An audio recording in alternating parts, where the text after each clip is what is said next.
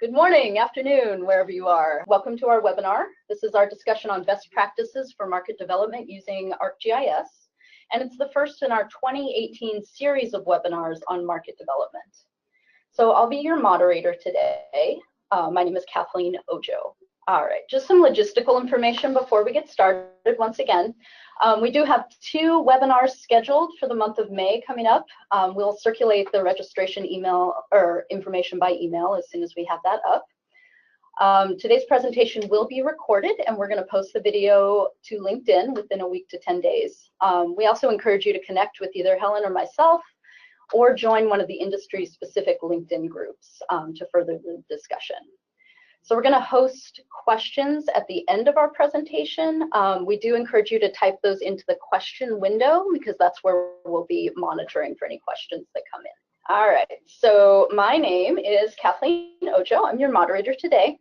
I'm the program lead for the commercial sector here at Esri.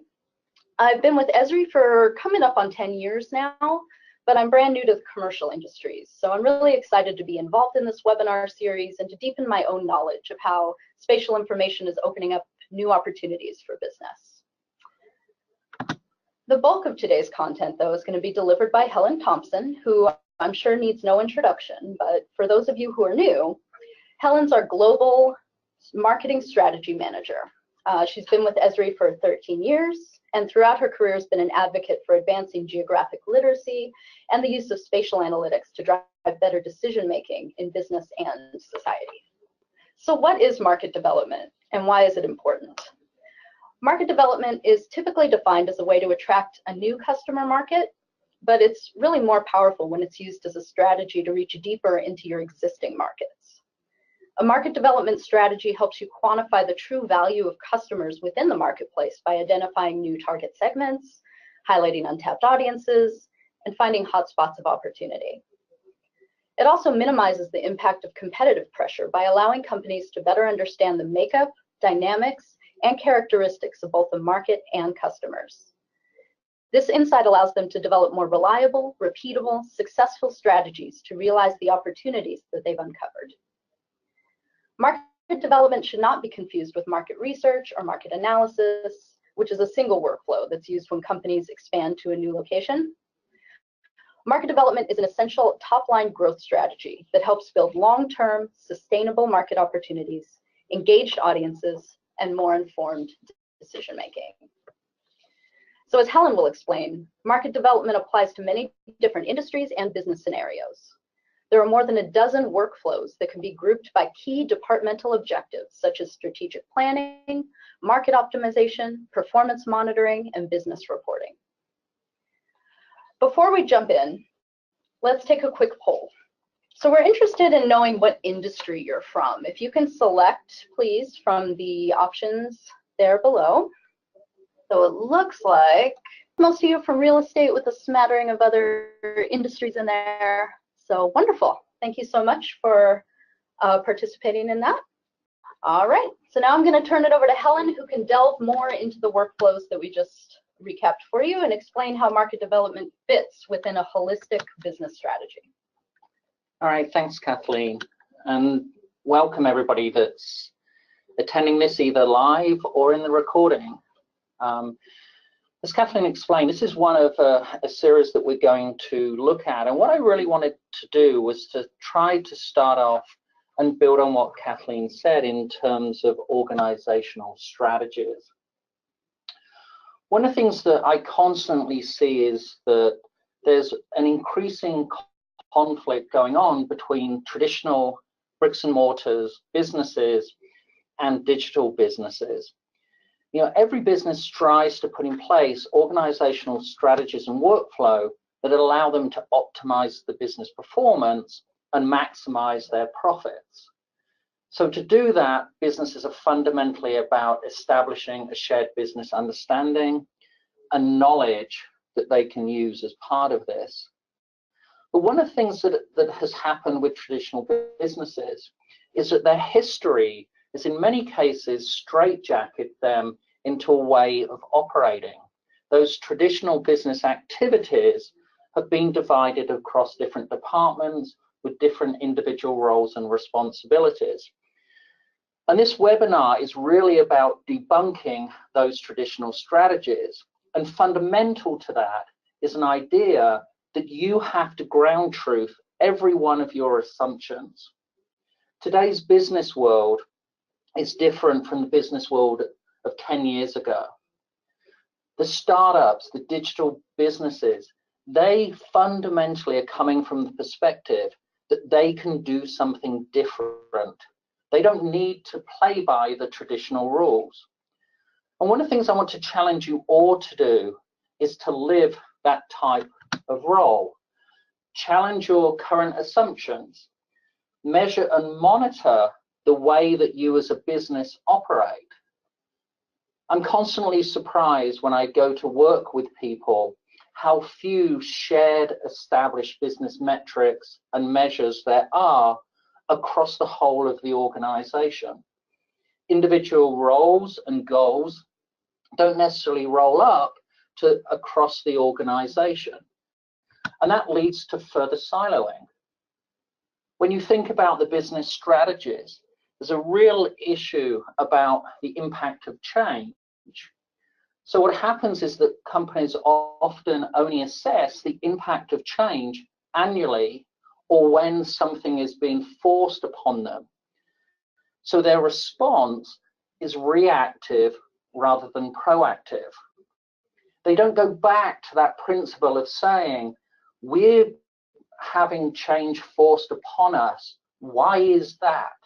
Is it something we're doing? Is it something we're not doing? To what degree is that change having an impact that we can control and measure and respond to? And planning that response should be an absolute central paradigm for all businesses. To actually have strategies predefined that can respond to when we identify the force agents and the mechanisms that are driving change. And to continue to operationalize this model, that you ground truth those assumptions. When you see something that doesn't necessarily fit, you respond to it with something that you've already organized.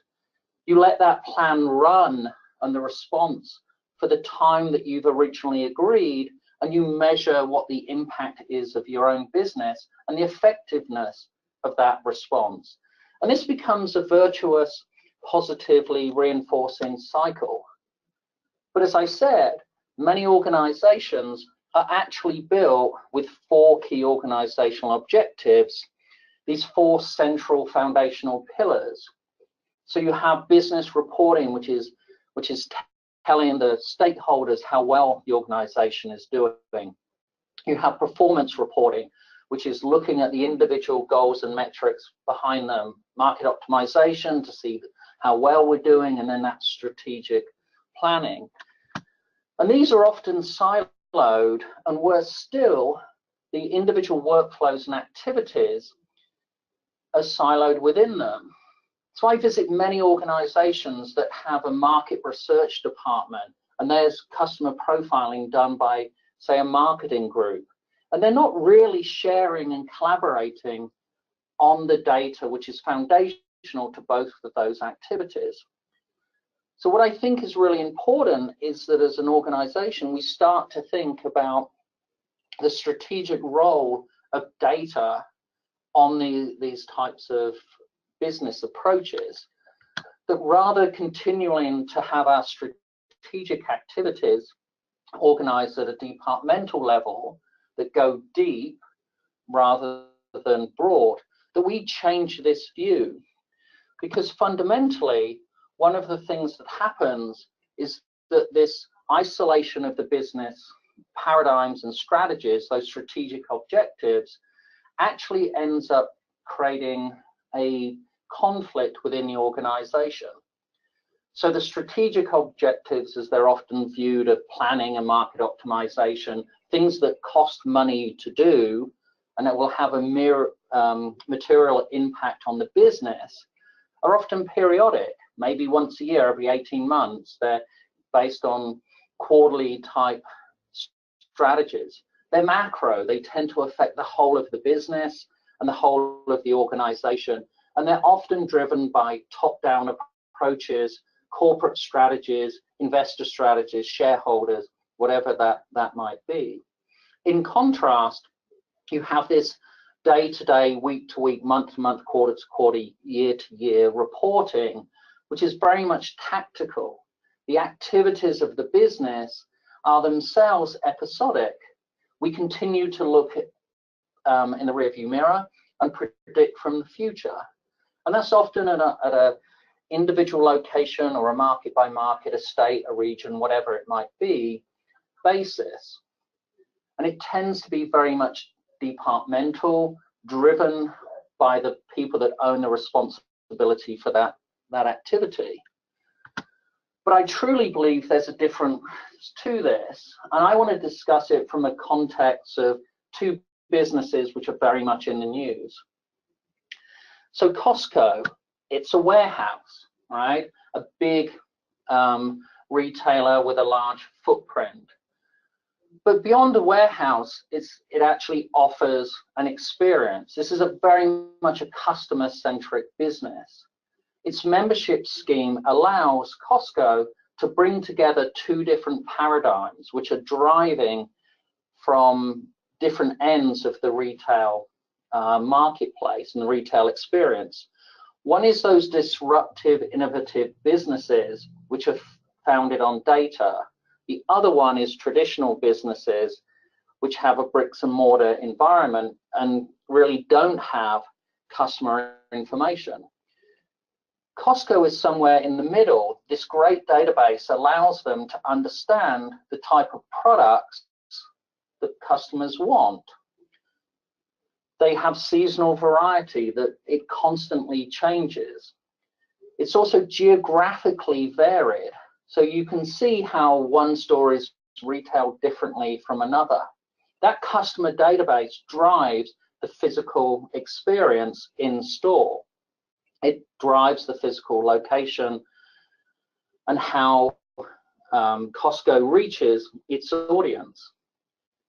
Companies which are purely digital or traditionally been purely digital, like Warby Parker, have the benefit of having a set of customer information which allows them to now become physical. They know what the customer experience is. They know where those individual customers live, how much they consume, when they consume it, what they want to consume, and they now build a detailed understanding driven from a customer perspective of where they should be, and they match that to the markets. So now you have these companies not looking for an individual site, but to maximize their strategy based on a market that offers the best opportunity because it's a match to their customers. One of the reasons I believe that Toys R Us are going out of business is because they failed to understand the importance of bringing together those two different paradigms. The physical store, but the physical store becoming a destination to offer experiences, to offer variety that changes, and all of these other topics, which has allowed somebody like Costco, a very traditional physical retailer, to continue to thrive in today's modern omni-channel, omni-commerce environment. And I was asked recently by a customer to have a look at two different locations in our region. So these are the Toys R Us's in Redlands and Riverside. We're looking at the 15-minute drive time, and you'll see that they've done a great job of traditional site location. So the 15-minute drive time has no competition between their stores. They intersect right at the freeway. If we look at the key facts, you'll see just how close these median age, household size, educational attainment is. They vary by 1 or 2%. The main differences are in things like household income and the population size. But what was really interesting about this was to challenge the assumptions that this level of detail is enough to actually understand how to operate these stores. So what I did is I started to drill down with my customer to look beyond that superficial macro level detail. And this is using our Tapestry data. And on the left-hand side of the divide is Riverside with about 400,000 people. Sorry, 280,000. Right-hand side is Redlands. And there's some really interesting things that come out about this. We have 4 major areas of variation. We have wealth differences. If we look at the distribution of Upscale Avenue, one of our Tapestry life modes, there are 5,900 people in the Riverside, or households, I should say, in Riverside, compared with 4,000 in Redlands. Look at ethnic enclaves. Despite having less percentage in the Redlands area, we have more households in that ethnic enclaves group. That's a very significant difference in terms of how that life mode experiences retail and their expectations because of life mode, lifestyle, and life stage compared with the upscale avenues. And it's even more apparent when we think about people that are just starting on their journey, this Midtown singles. You know, we have almost 4 times as many Midtown singles in the Redlands area than we do in the Riverside at 15 minutes drive time.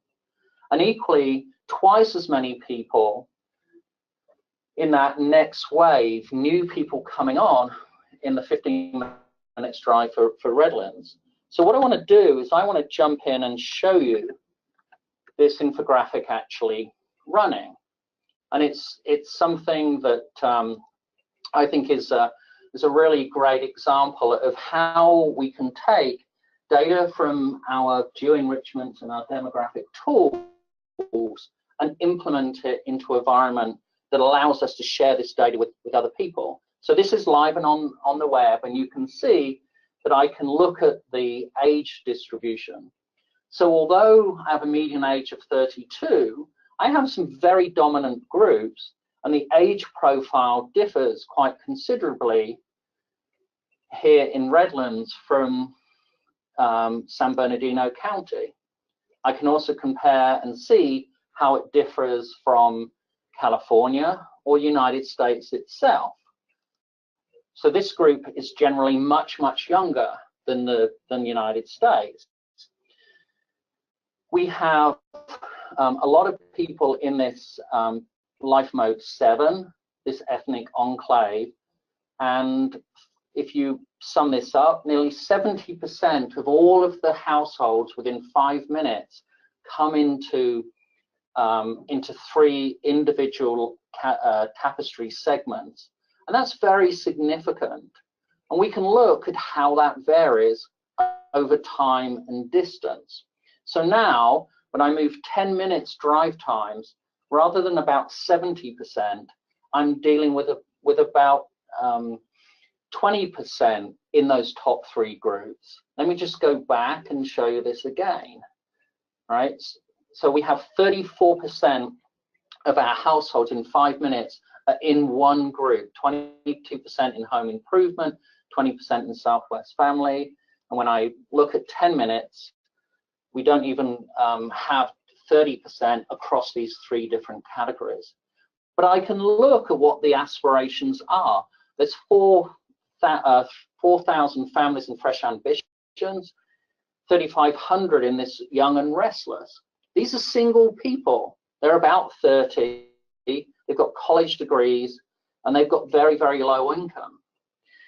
That group would want something very different from a Toys R Us store that's only 10 minutes away, compared with these fresh ambitions. These are single parents.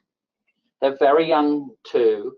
They don't have a high school degree, very low income, and Hispanic. So these 2 groups exhibit quite different ideas and lifestyles compared with each other. So generalizing them both to be, you know, about 33 with $55,000 of median household income does not reflect the true distribution of people in this area.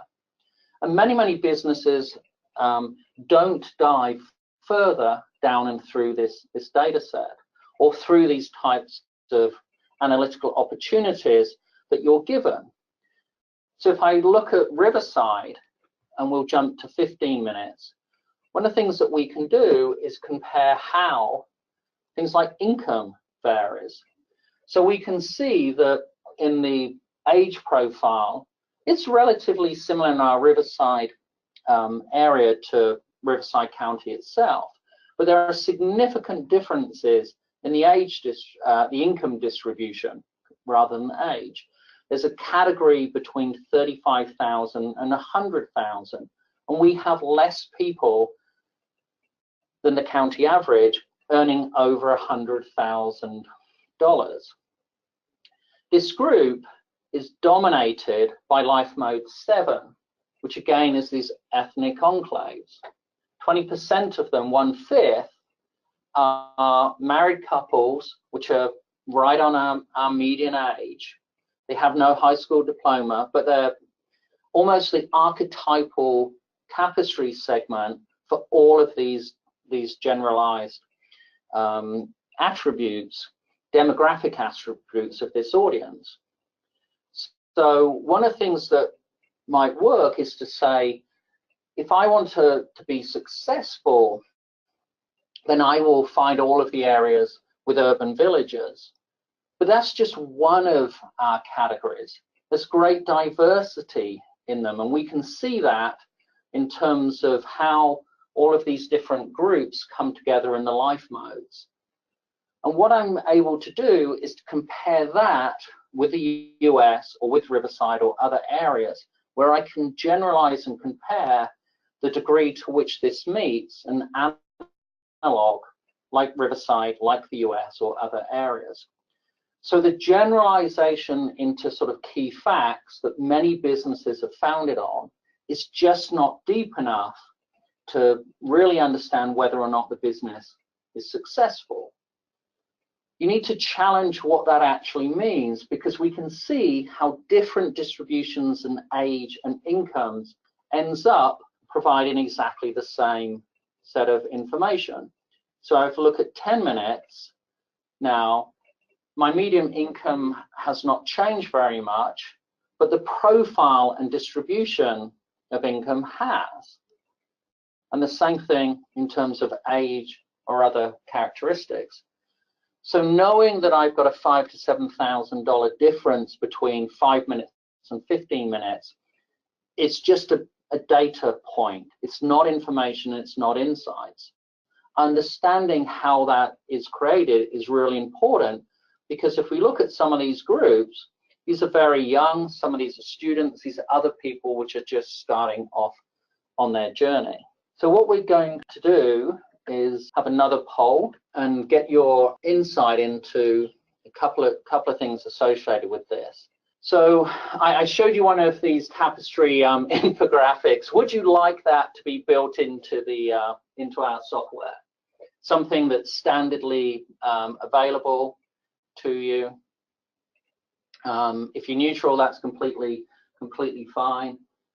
We don't have anybody saying no so far, so that's pretty good.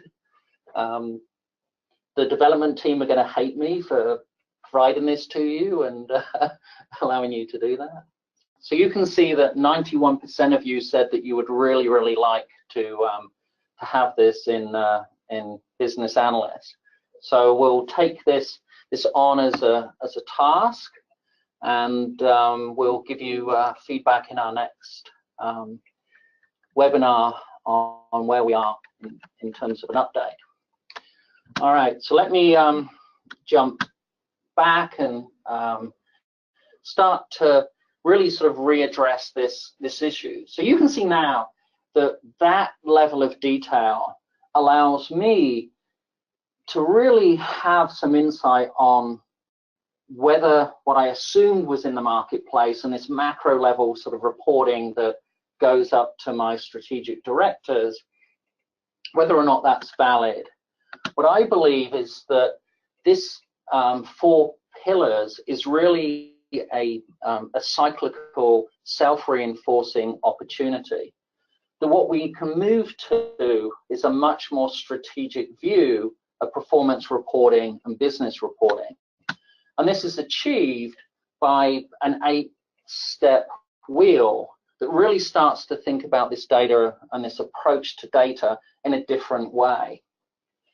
Fundamentally, one of the things that we need to do is to think about our data and our analysis strategy. Ask yourself the question, are you a company that uses analytics as part of your strategy? Or are you a company where analytics is your strategy? Many people I know see analytics as validating things that they've already assumed to be true. Many people don't use analytics to ground truth those assumptions. They're validating things that they believe are correct. Many people don't say, so what? When I looked at these 2 different stores for my customer, I was just amazed that at a macro level, they were so similar. Going inside the stores, they hadn't changed in 10 years, but I knew that the people around them had fundamentally changed. And I could show that with this deeper dive. That analysis allows us to think about what the audience expects and how we prioritize our activity in our business. By prioritizing those resources, we can go back and show people how we tested the data, how we have an analytics strategy, which establishes the reasons that we're going to do this, and we have everybody agree on it.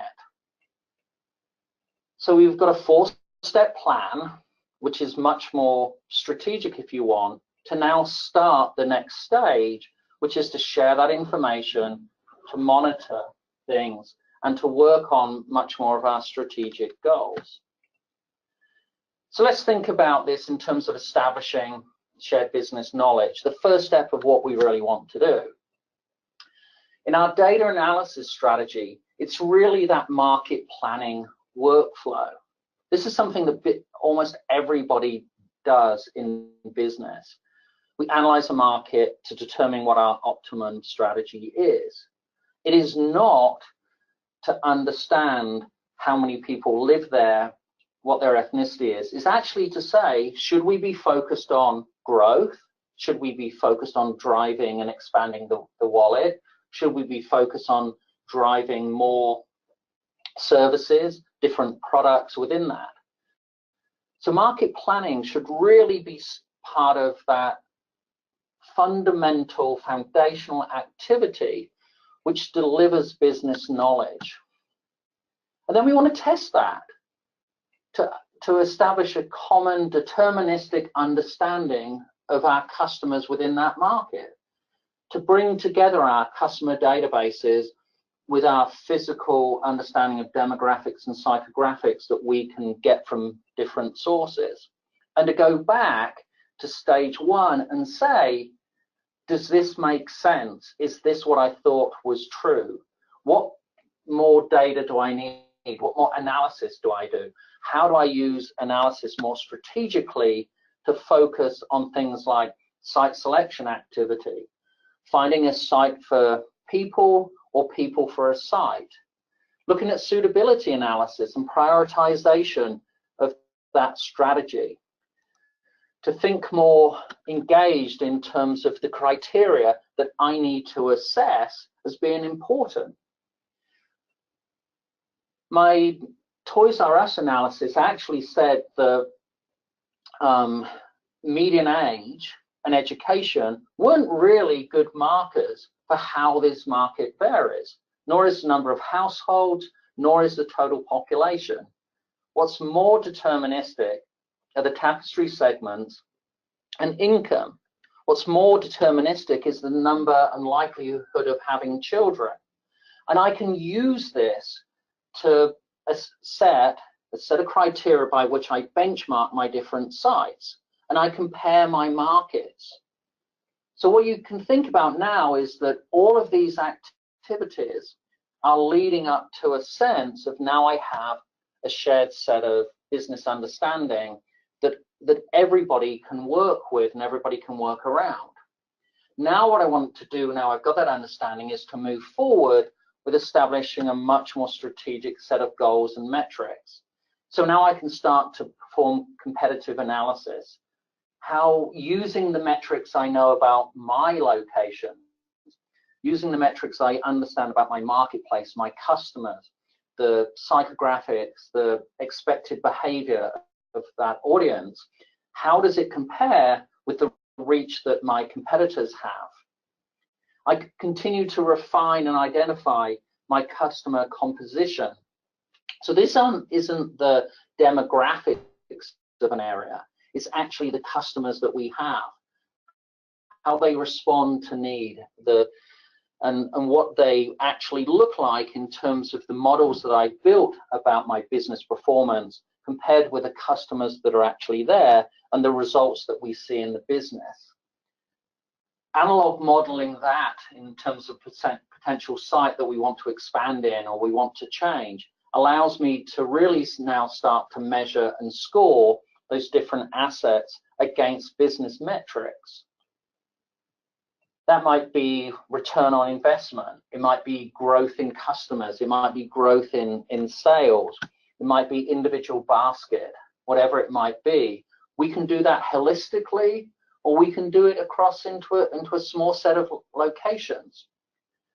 We can do penetration analysis to really understand how we can reach a place compared to the potential of this, and how there's demand and gaps in the market. But I would argue that you can't get to do that gap analysis or penetration analysis without understanding how you got there in the first place. So you need to fundamentally ready that data strategy and do that analysis. You need to establish common understanding and metrics. You need to measure and monitor that. Because now you can think about, where do we go in the next stage? What have we learned from our understanding, and how do we now use it to commit to two fundamentally different business strategies? Market expansion and network optimization are two different forks in the road for a business. You can't walk down both of them. One of them has to be more important than the other. And really, at the end of this, all that we have done is initialized our common understanding of what we should be doing next. And then we need to really go through and essentially repeat the same strategy in terms of analysis and data, where we've defined our response strategy. So now we can look at things like future forecasting. What are the sales and revenue opportunities? What do we need to do in terms of better operational modeling, cannibalization analysis? How do we target our audience with individual offers? How do we make those offers better by optimizing product mix or balancing our territories? Where are the places that we need to focus on more because we can get more return? Where are the places which are doing better than we anticipated because of the changes that we've made, or places which are doing worse? We can benchmark and start to do the same type of market comparisons. And what you should have noticed is the first three steps of this process are actually exactly the same as before, but the workflows that we're adopting are quite different. Those workflows, those activities are based on the fact that we've now got detailed understanding. And then going forward, what we're doing is refining the information that's in there. We continue to measure and monitor. We do strategic adjustment.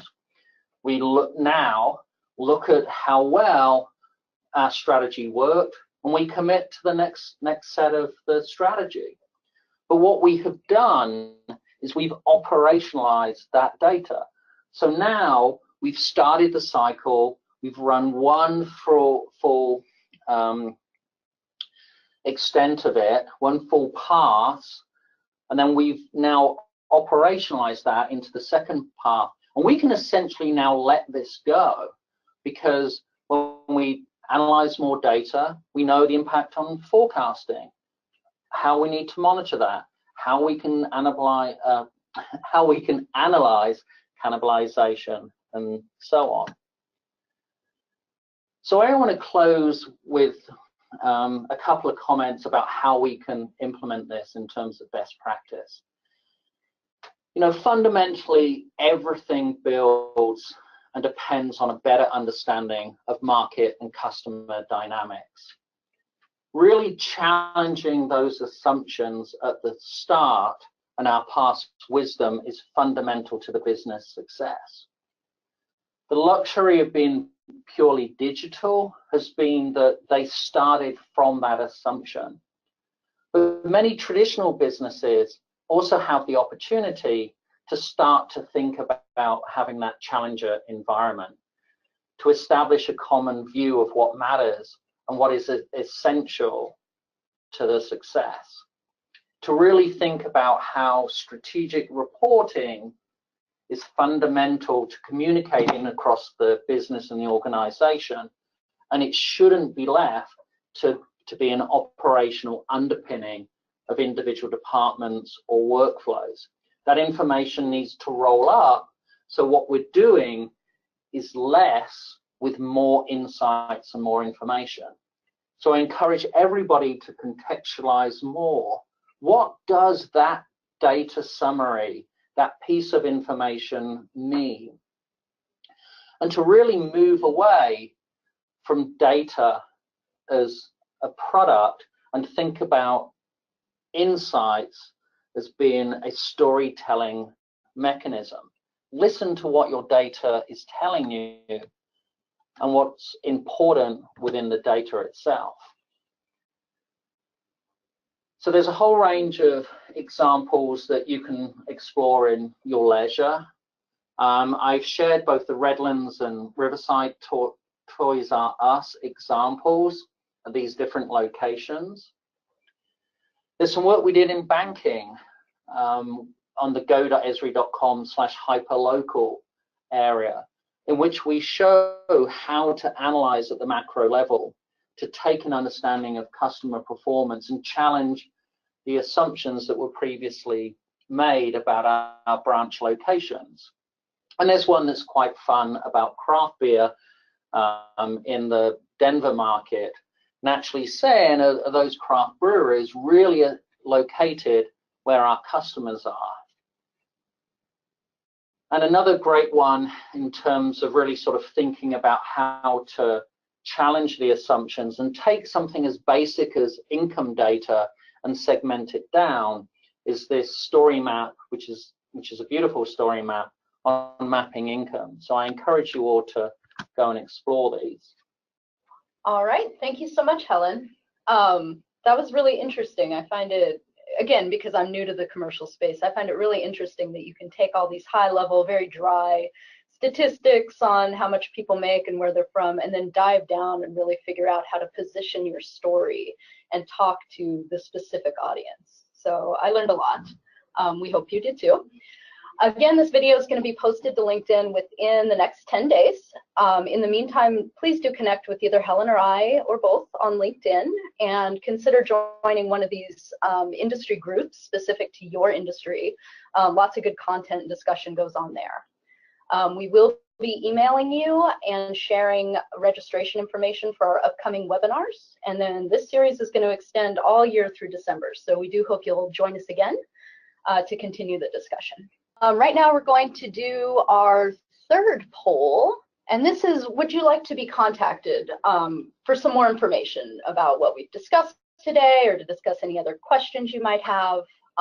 We'd love to get in touch with you and just talk more about what you can do with all the data and all the information you've seen today. All right, so we're going to leave that open for a little while. It's been great having Kathleen join the team. Many of you that know me, you know, I really love being a mentor and putting this together with Kathleen over the last past month has been quite exciting to share this type of information and to have somebody, which for me is more important, who hasn't come from this area, who has been that person that's ground truthing my assumptions, right? She's been very good at saying, well, what does that mean? I don't get that. Well, they all look to be the same, right? And I have to challenge the notion that somebody will automatically know what it means in the story that I'm telling. So I'm very thankful of Kathleen as part of this. Okay. And thank you for that, Helen. It's been a wonderful learning experience so far. All right. So what we're going to do now is we're going to switch to some questions. All right. Yeah, we've had a bunch of great questions come in so far. And if we don't get to your question just because of time considerations, we can follow up with you afterwards to provide answers. But let's see if we can get to as many as possible. We had a couple kind of related questions here. Helen, can anyone view and use the interactive infographics, or do you need an Esri ArcGIS Online account? And then kind of a related question, does the infographic work in ArcGIS software, or is it only available with Business Analyst? So the first question first, one of the great features about Business Analyst is that you can export these infographics as dynamic HTML. So that can be then hosted on any website that's publicly available. So we actually have an infographic player that goes in and reads that HTML and then makes it available. So it's completely public. It doesn't use any resources. You don't need to be logged into ArcGIS Online or Business Analyst Online. And then, yes, all those infographics are created within Business Analyst Online. Awesome. All right. So where is this type of report available from? I don't remember seeing anything like this in CCIM's STDB. And we had that asked twice. Okay. So, so this is a custom infographic and report that I created. Anybody can create this type of report, an infographic. This took me about 3 hours to build, and I'm very happy to share this further with people. Wonderful. Your poll on the Tapestry infographic assumes we are located in the US. What about elsewhere? So we have very, very similar data in other markets and locations around the world. Earlier in February, I shared some of the infographics that I built for Australia, Germany, Japan, Korea, other locations. So the same type of infographics can be built. We don't have some of the rich segmentation data, but we could use your own customer analytics data to build similar reports. All right. For brick and mortar stores, lifestyle segmentation plays an important role in differing localized strategies. How could e-commerce strategies benefit from localized Tapestry segments to break down their customer-centric strategies? Wow, that question I could probably discuss for 20 minutes. But there's a number of different things about it. I'm working with an online, pure online retailer at the moment, but I'm going to switch to a model like Warby Parker and glasses, for example. So, you know, think about glasses. There's something that reflects your personality and your style. It's amazing how many people decide to freshen themselves up and their look when different things occur, like the children leave to go to university, or you have a new job, or you get those new children, other things. We see a lot of drivers in terms of change of lifestyle and income. We've also done a lot of work with online in terms of the channels that people interact with. So understanding those segments, like the newcomers, that they're going to look at newspapers and magazines and radio and TV in different ways. we're working with a large company at the moment that does newspaper inserts as well as all of those other channels. And using the segmentation combined with their historic insights on customers, what we're able to do is predictively identify the best channels around stores. So you can think about now saying, within X distance, what do my customers really look like and what is the best way to reach them? And a lot of our segmentation systems have really driven a different level of insight about that. All right, do we have room for one more? Yeah, we do. All right. Let's see. Okay, we're a small organization. How do I get started? So there's a couple of ways that I'd recommend you get going. You saw the Tapestry kind of infographic that comes from Business Analyst Online. You can start with the Business Analyst Online account for just 5 users, right? It gives you the ability to author and create those infographics, to then share them within your organization, and that whole environment will cost you less than $5,000 to get started. It's easy to get started. And one of the really important things is that this is sort of 3 clicks and to get going. So Business Analyst Online, you create a project where you're going to save all your work. You come to the mapping interface, you type in an address, you choose the infographics, and immediately you get some great insight in what's happening. And then once you're familiar with that basic process, one of the things that we encourage people to do is to go and find the free online resources, but also to think about taking the paid courses, and now I'm selling a little bit, but also to think about bringing in somebody for Esri to help you with this. Right, we have some very small scale, very cheap ways of getting started for the specific needs of your business. So rather than thinking about it from a technology perspective, think about it from a business perspective and which one of those workflows are more important. How do I get started? Where should I be going? So. All right, that about does it for time. But again, we'll review any unanswered questions and we can follow up with you after the webinar. Thank you again for attending. We really appreciate it. Connect with us on LinkedIn. You can email us with any questions, and we look forward to seeing you at the next webinar in our series. Thank you, and to all those viewing it afterwards, thank you for spending the time to do this. We really appreciate it. Take care.